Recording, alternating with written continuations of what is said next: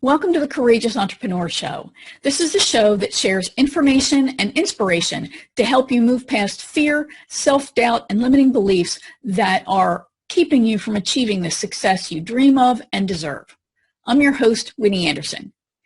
In this episode of the show, you're going to meet Sheila Stevenson. She's an expert coach who works with people who are dealing with the emotional issues surrounding trauma. Sheila is an associate coach and an Adler-trained coach and a member of the International Coach Federation. She's certified in what's called a living systems approach to coaching with families, and she's completed applied suicide intervention skill training.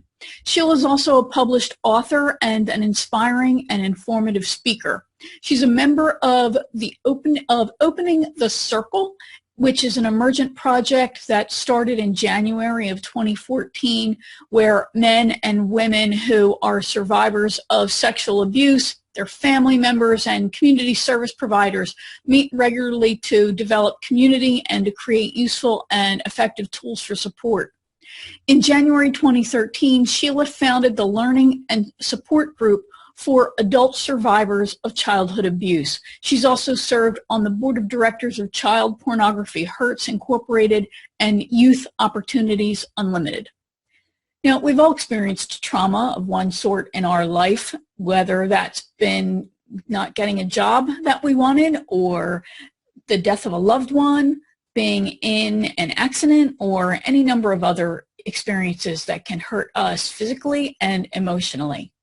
As Sheila says on her website, whatever the trauma was, your suffering is real and you deserve to find healing. And I believe that's true. Without healing traumas of the past, we run the risk of allowing those experiences and our emotional reactions to them to play a role in hijacking our future and holding us back. In this episode, Sheila's going to share the conflicting messages and conditioning we experienced during our lives and how that can contribute to the disempowering beliefs and patterns that we now have. How to recognize our limiting beliefs and to effectively deal with them to move forward towards our goals. And she'll share tips for recognizing when and how our beliefs are holding us back from the professional success that we want.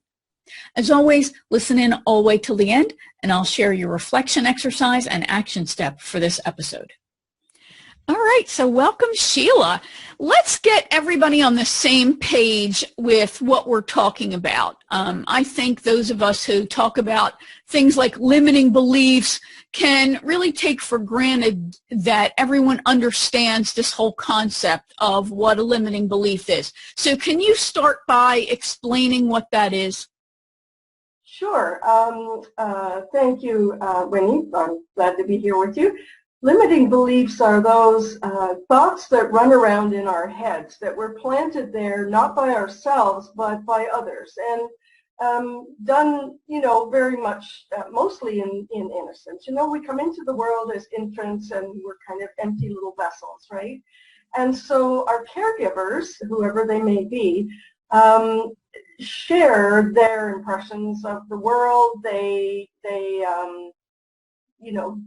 verbally say what they believe in, all those kinds of things, and they get what I call stuck in our heads, right? They're in there, and we're not really aware of the fact that they're there and what they're doing in terms of limiting our ability to navigate through our world. Yeah, that's a really good explanation. And I think also it can then condition us to limit our own expression of who we fully are. So an example that came into my head while you were talking is, and girls, I don't know if they're still told this, but women of a certain age will certainly remember this. I think of it as confusing feedback, right? We're praised on the one hand, but on the other hand, there becomes a point in our development where our parents or guardians or whoever, even teachers, will tell us, hey, don't get too big for your britches. Yeah. Don't toot your own horn, right? So while that can be said as you say, with a positive intention in their mind. And I think of that positive intention as the adult who is helping us develop, who is really thinking about how we're going to fit in with society, right? I mean, I know that as a parent, my sister, for example, was always very concerned that her little boy, my nephew, would fit in, right, with other children, because we want kids, obviously, to have a nice, healthy childhood. We'd like to prevent them from the suffering that we know they're going to experience, right, as part of growing up. So I think that that's probably intended with love. Absolutely, it's intended usually with love. However, you know, those are limiting beliefs that our caregivers have carried as well, right, that they inherited and their caregivers inherited, et cetera, et cetera, et cetera, and on it goes, right? Right. Unless we become aware of what those limiting beliefs are in our own mind, in our own life, and once we become aware, that's when we can begin to change things. So let's talk about this a little bit more, how do you become aware? I know how I did it, but how do you, as an expert in trauma and helping people deal with this, how do you recommend that people really become aware of this? Well, that's a very broad question, and I look back on my own history and how I became aware. It was really a combination of all kinds of things.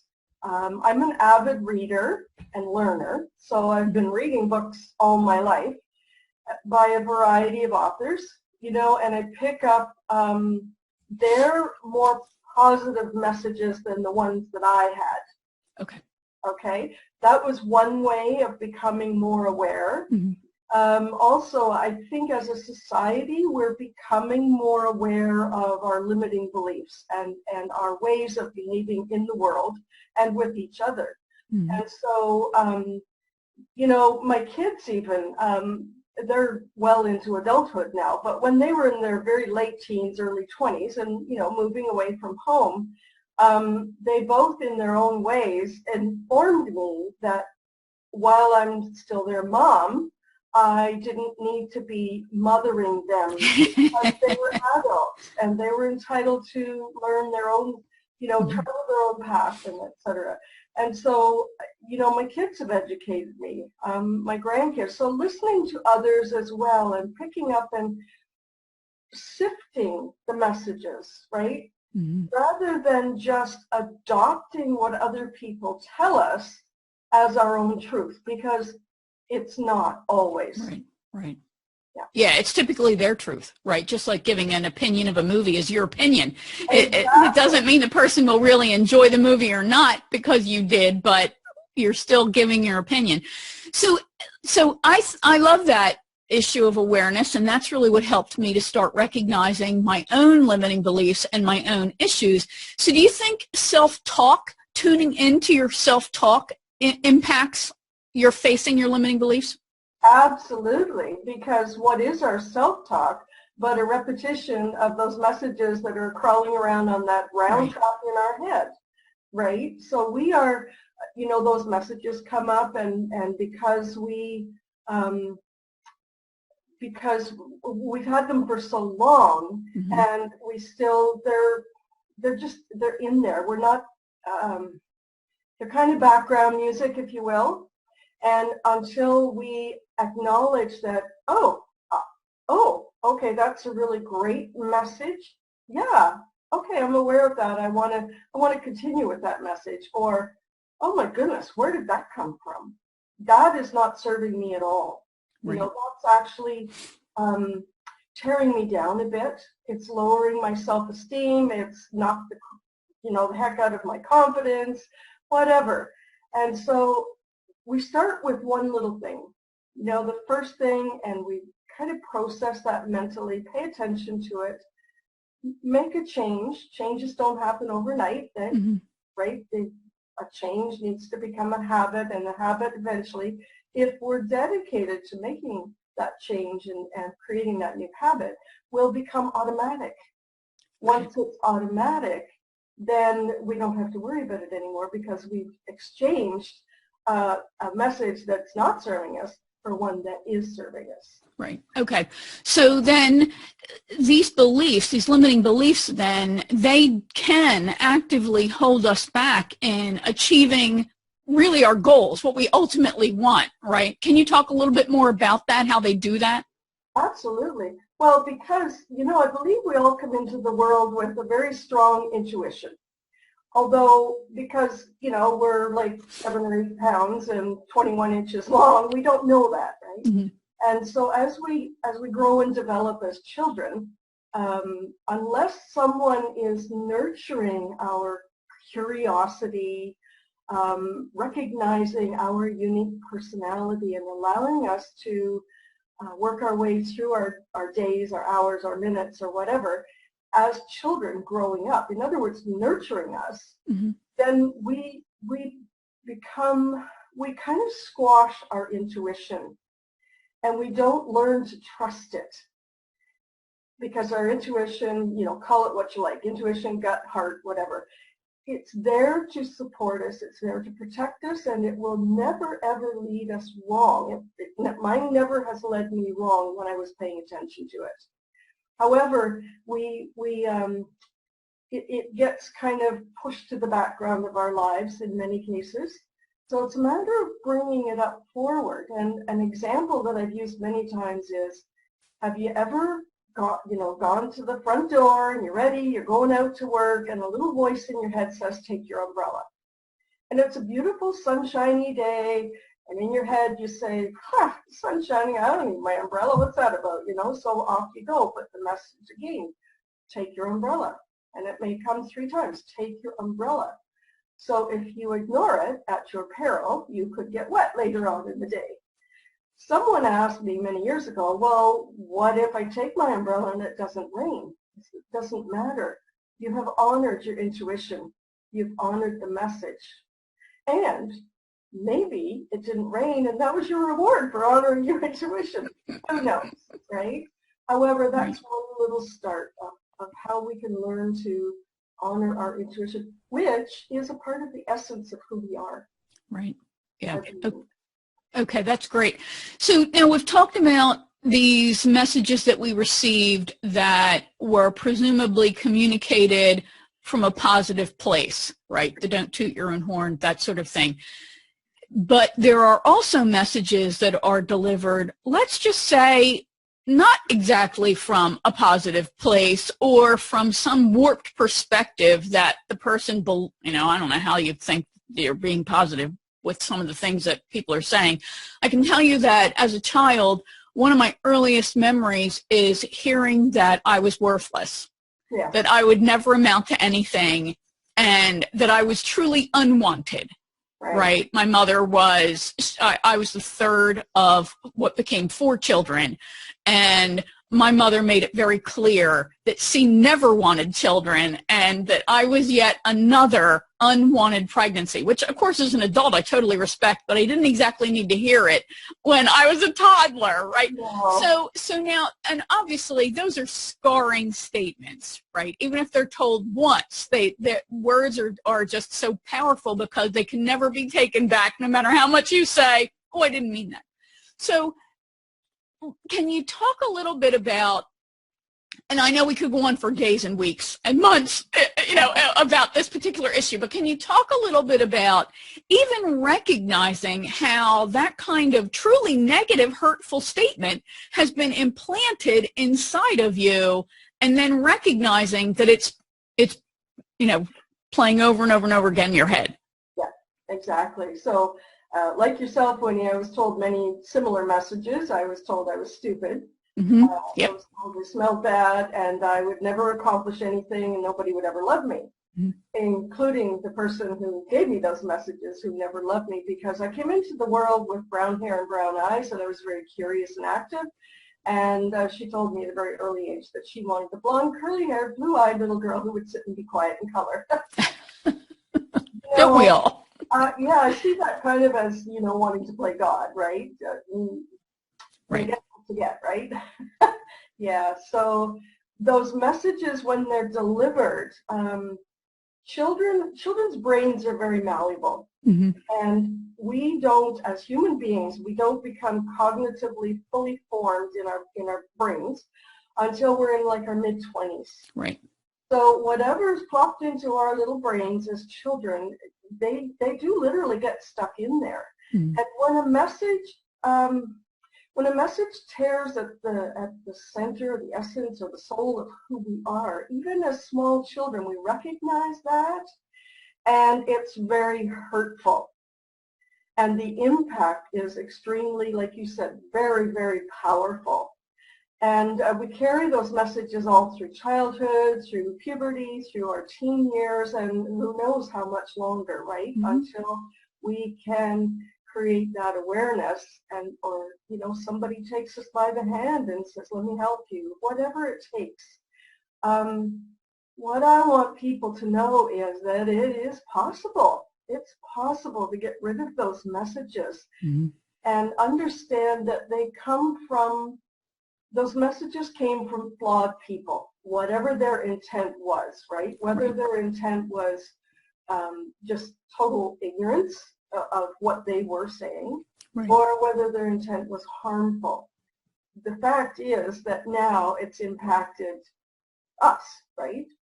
And we are the ones who are now in charge of and can take control of our own lives and change those negative and hurtful, harmful messages into more positive and messages that are going to support us. There's been a lot of talk about negative and positive, and I know a lot of people kind of poo-poo that, because, oh, I'm thinking positive, like it's going to be sunny today, and it wasn't. Well, that didn't work out, right? It's deeper than that. Mm-hmm. It's going internally and looking at who am I and how am I functioning in my world? What can I change? Yeah. I think that's really well said. I think the thing that the conclusion I came to as I got older and I started to really recognize that this crap was just holding me back so tremendously and of course, aging is, wisdom is one of the greatest gifts of aging, right? It really is, because I can now understand, I can see my mother for the person she was in her mid to late 30s. I was born when I think she was like 30. So she was fairly, old back then to have a child. And I know I can also see her life from an adult's perspective. Right. The stress that she was under, right? The issues that she had to deal with, and her own immaturity. Yeah. And having her own anger management and just a lack of sophistication, if you will, in expressing her own feelings, a lack of self-control. I can totally understand this now. Mm-hmm. And I can recognize, as much as it chokes me up, obviously, that's your issue. Yes.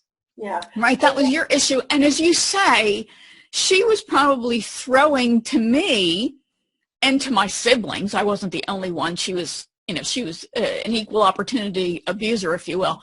But really, it was crap baggage from her own upbringing, and that frustration and a lack of understanding how to communicate what she was really feeling, and not saying, "All right, mommy needs a timeout." I got to go the room for a little while. And while that's all great that I can be that enlightened and say that, it's still a process of breaking through and recognizing all that. So do you have any great tips that you can share for us to accelerate the process of letting go of those feelings and recognizing, hey, that's your issue, not mine? Right. One thing that I've learned fairly recently is, I guess become more aware of, we live in, for the most part, a Judeo-Christian society. Mm-hmm. And so for generations, we've been taught the 10 Commandments. Right. One of those 10 Commandments, I don't remember which one it is honor thy mother and thy father. Right. And that causes an extreme amount of confusion in the minds of children who have been abused or really just unloved, neglected, whatever, right? And the degrees, it doesn't matter the degree. Right. It's more important how that affected that individual. Exactly. But we grow up with that in the back of our minds. And I know that a lot of abusive caregivers will use that as well as a weapon. You know, you have to honor me and all that stuff. Right. And so that's the thing that many people struggle with, is how to get over that. And, you know, it's the same as survivors of child abuse who carry shame. The shame and guilt doesn't belong to that individual, even if they are an adult now. What happened to them in childhood, they had no control over. Right. That shame and that guilt belongs to the perpetrator, the abuser, right? And so it's a matter of just being told that sometimes, that, you know, did you honor your parents when you were growing up? Did you do whatever you thought was right to, you know, make their lives easier, or to stay out of their way, or whatever, accommodate them, you know, all those walking on eggshells, all that kind of stuff? That's fine. However, as you just said, what they did, what those abusers did, is their path and their responsibility, and the shame and guilt belongs to them. Right. Now that we are adults, we have choice. But of course, not all of us know that, because we were never given choice. Right. Right. So again, that's a part of growing awareness. That's a part of, you know, really reaching out to somebody and saying, you know, I need some help. I got all these screwed up messages in my head, and, you know, my life's going nowhere, and how do I fix all this, right? And so, you know, I work with so many clients that are struggling with that issue, and I myself did as well for many, many years. The good news is, it is possible to move forward and to take control of your own life and be happy. Yeah, and I think you raised a very interesting issue, and one actually that I addressed in a past episode. So I'm going to include a link to that in the show notes for this episode. And I'm a faith-centered person. I was raised a Roman Catholic. I consider myself a recovering Roman Catholic, but I still consider myself a faithful, faith-centered person. And this issue, this commandment, is really, you know, it's difficult when you're trying to, as you grow and evolve, as you try and resolve these issues within yourself. So I'll tell you how I did it. Okay. And let me tell you, it took a long time. So I'm not going to say I waved my magic wand and, you know, I was instantly able to forgive my mom and, you know, all is well. No, that's not true, because my mom has been a pain in the neck for decades, right? She abused me right up until the time I was about 50. And part of it was, you know, you think, well, why did you tolerate that? Because of this stinking commandment, honor my mother and father. Plus, and unawareness as well. Right. And a lack of the muscle of being able to stand up for myself. I mean, there's a lot of baggage, you know, that I own. Jane Fonda recently came out as being abused, and she admitted 70 years it's taken her to even admit this and wrestle with it. So there's no blaming, shaming, or anything else going on here. We all walk our own path, as you said. So here's how I did it. I think, you know, I read the Bible every day. I reflect on my beliefs. I've taken a lengthy Bible study program. I really think of that term honor. Yes. What does the word mean? What was the intention? So I think part of it is it depends on your own culture. So I'm going to talk about this from a very American perspective. I think honor is showing respect, and I think that people they deserve respect, and this is just my opinion. People deserve respect for the position that they have, right? Whether they're a boss, or they're a police officer, or they're the doctor. Now, we know that there can be a difficulty in managing that issue of, well, then I put up with things that I should stand up for. But, hey, this is part of what we wrestle with, right? Yeah. So I think that there's that respect that comes with that position they have. There's a respect for, so how do you show respect? You're courteous. You take the high road. You're the bigger person. Yes. As children, we had no option, right? So we had to take the high road just to survive, right? To dodge the slings and arrows that were tossed our way. So I really think of this as it's a resolution within ourselves of being respectful, being courteous, but also recognizing that safety first, yes, right? In the two great commandments, and I don't want this to digress into a faith discussion, but the two great commandments, love the Lord your God, right, blah, blah, blah, and you shall love your neighbors as yourself. Yes. Those are the first two commandments. Yeah. And Christ even says, and on these two hang all the rest. Honor your father and mother, number 3. So yeah, safety first, right? Love yourself first, safety first. That should always be number 1. So I think that when you are truly in jeopardy, whether it's physically or emotionally, safety first. Absolutely, right? Yes. Yeah.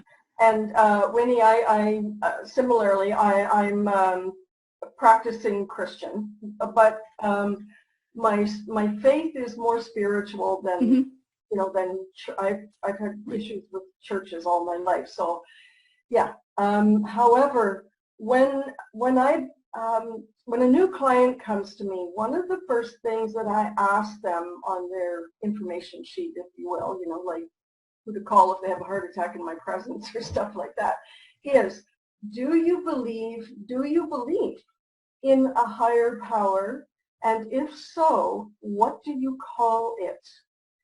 I phrase that very carefully, yeah, because I have some believe in God, but not in church. I get that. Right. You know, some are Jewish, some are atheists. Mm-hmm. I mean, they come from all different backgrounds. Right. But it's my job within our coaching relationship to honor where they're at. Right. And it's allowing, a part of respecting others is allowing them to be who they are, as long as they are not harming me or themselves. Right. Right.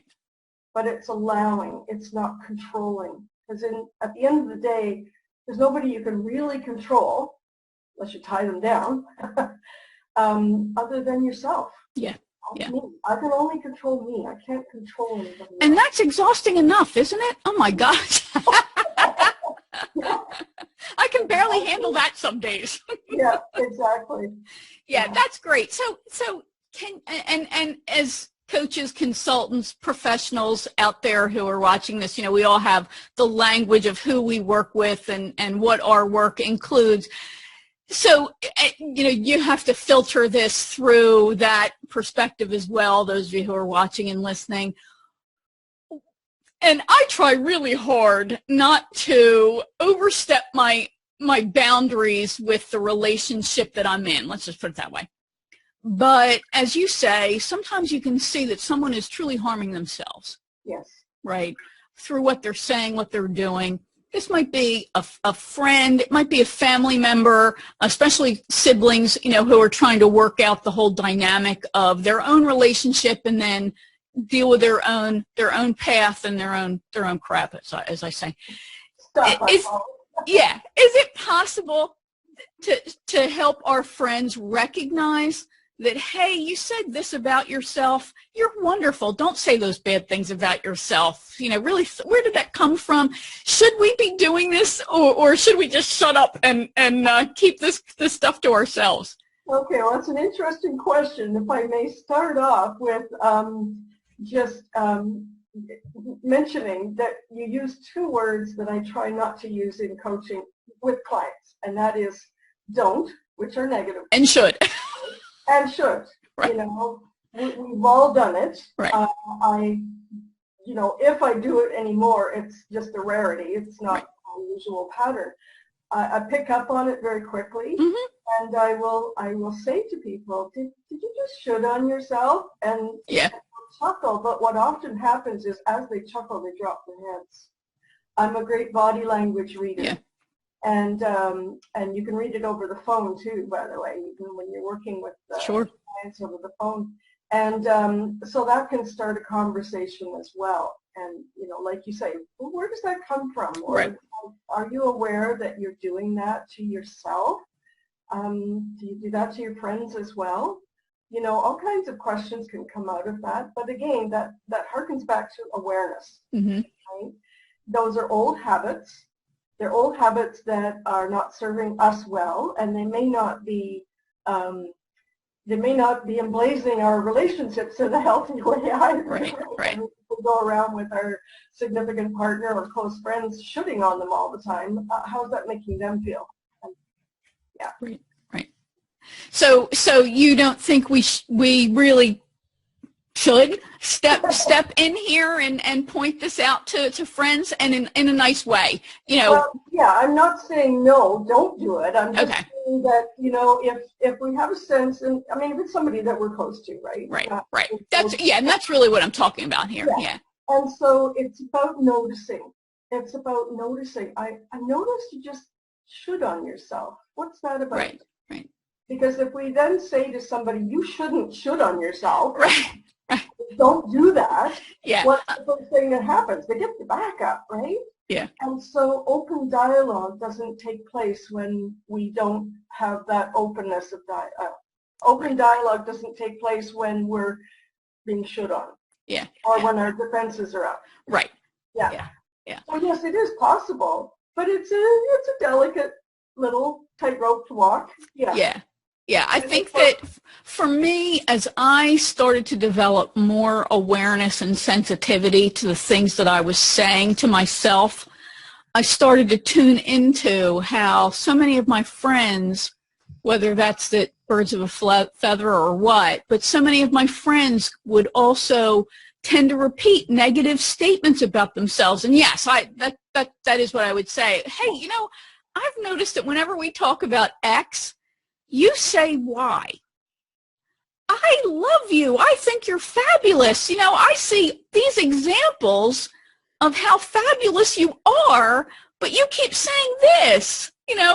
Are you even in tune yourself? So I certainly don't want to add to people's negativity, but at the same time, I feel for those people who we're so close to, and, feel free to say, no, I think you're really overstepping your boundary here. Because I think, again, that's part of what we're trying to deal with, right, is to recognize that we don't control the universe and that we don't control other people's paths. Right. And, always be careful because, what they say, if you're pointing your finger at somebody else, there's three others pointing back at you, right? Yeah. So tread carefully and make sure that you've got your own stuff kind of together before you step into those. Role modeling is what we get as children, and many of us have to unlearn what was role modeled for us, and we have to take on new roles and learn new things. And it's the same with others. We can't control them. We can't control what they're doing or how they're thinking. However, as we change, we role model for them. And there's nothing more satisfying than somebody coming and saying, I've noticed that you don't do such and such anymore, or I've noticed that you've changed how you talk with me, or I've noticed this about you. And so they're opening up and they're becoming more receptive. And so that's where more positive and supportive change comes. Okay.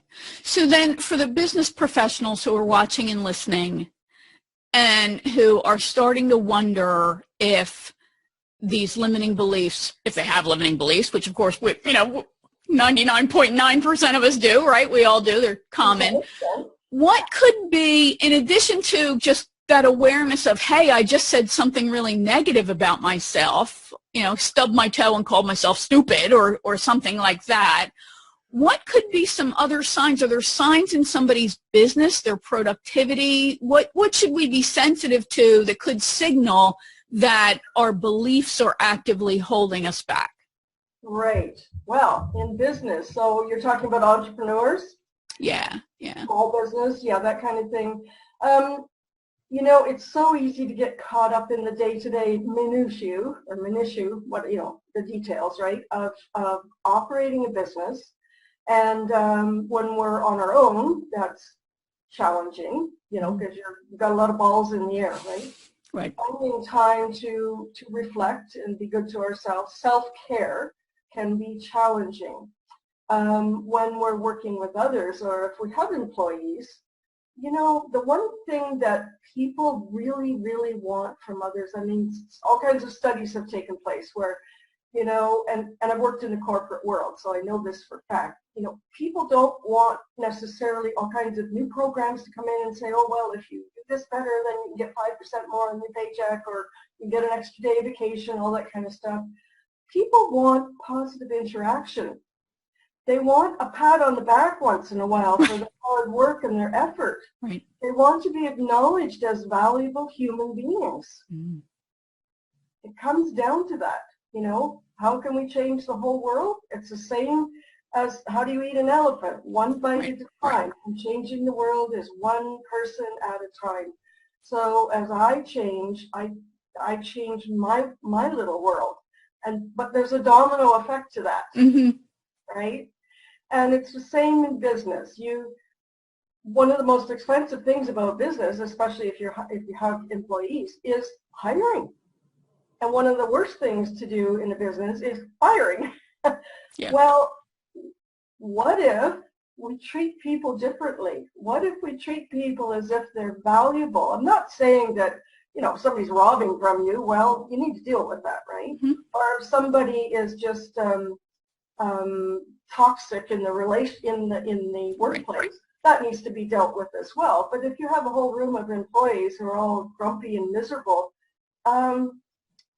maybe look above and see what's going on there, because they're not feeling supported. Right. That makes sense. Yeah. It's a complicated issue. It really is. And for me, again, because that's really the only person I can speak about, for me, it was a recognition that I was coming up against a wall I couldn't get over, under, or around or through, that there was something that was stopping me. And I can still recognize it. And that's when I have to sit back and analyze myself and what is it that I want? What am I telling myself? And how is what I'm telling myself keeping me from achieving what I want, from keeping me from taking action? And I think that it really does all come down to awareness, to honoring yourself, making sure you're safe, that you feel safe, but that you're also really evaluating how your own stuff, as you say, is preventing you from ultimately achieving your goals. Absolutely. Yes. Awesome. Even in believing that you can achieve your goals. Yeah.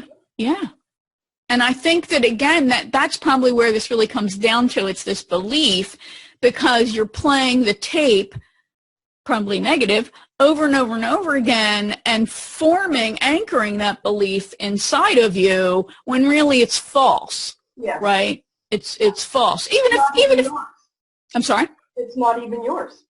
Right. It's not even yours. And even if it was something that was, let's say, remotely true at one point, like, oh, you're not good at X. Well, that was when you were 3. And now you're a lot older than 3, so chances are good you've suddenly developed some ability here. So, yeah, really great information. So Sheila, where should people go to learn more about you and the work that you do with folks who are dealing with this kind of stuff, right? Great. My website is Sheila Stevenson Group, all one word, .com. And Sheila, I like to say, because I had, 19 years of childhood abuse, so I like to say my name is spelled E-I, not I-E, because like the rule in grammar, I'm an exception. That's great. SheilastEvenson group, group.com. And there are several tabs across the top where people can go and explore. Right.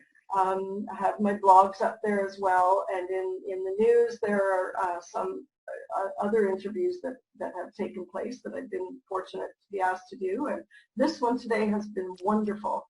Thanks. Really wonderful. Yeah. Thank you. Thanks. And of course, in the show notes, we'll include links to Sheila's site and anything else that she's got going on. So again, thanks very much for your time. This has been great information. I do have a special offer as yes. well. So first of all, my book, that, I don't know if you can see this. Yeah. It's titled Let Your Light Shine, Learn How to Overcome the Effects of Childhood Abuse. It also includes stories on domestic violence as well, but it's a very positive, it's a learning book, and it ends on a positive note. I wrote it for survivors as well as their loved ones who'd like to understand and support them, and for therapists as a working tool. And right now, I'm offering 15% off on coaching. For anybody who would like to contact me and inquire about that, 15% off. You can see that on my website under news. And for those of you who are in the U.S., that means you'd be paying in Canadian dollars, and there's no tax. Outstanding. That's great. Thanks very much. And of course, again, we'll include the link to your site. So thanks a lot for your time, Sheila. Thank you, Winnie. It's been an absolute pleasure. All right. So I hope you found that helpful. So how are you going to apply this? Well, today we're going to combine your reflection exercise with your action step in one activity. I want you to grab a notebook or a journal and start capturing your thoughts. You're going to create a timeline by dividing your life into decades. Then I want you to make note of the traumas that you experienced and the beliefs that you developed as a result of them. And I don't want you to minimize any kind of trauma by saying, oh, that was no big deal. If you still remember it, the chances are good that it probably is playing some kind of a role in what's going on with you. So, for example, I know people who were so scarred emotionally from having to speak in front of the class in junior high and high school that they really do actively avoid anything that has to do with speaking, what they think of as speaking in public, right? And this actively then holds them back in their career, whether as an entrepreneur or as a corporate careerist, because they will actively avoid any kind of situation that will put them in a position where they have to speak in public in their mind. So as you identify the beliefs around your experiences, you can then start identifying where and how they may be contributing to your difficulty in achieving your goals and in making that next big leap in your business. So it's time to look within, to recognize the thoughts that are contributing to your current condition, and if necessary, get the help to change those thoughts, those thought patterns, and the behaviors that they trigger. Working with a great coach is just one way to do it. Now, if you like this episode, I hope that you'll like it. You'll share it with contacts who would appreciate it as well, and I hope you'll leave a comment or a review. And to make sure that you're updated when a new episode comes out, join my community by subscribing at winnieanderson.com. You'll also receive information, tips, and resources to help you position and pre-sell yourself so you can profit from your expertise. This has been Winnie Anderson for the Courageous Entrepreneur Show. I'll see you in another episode soon.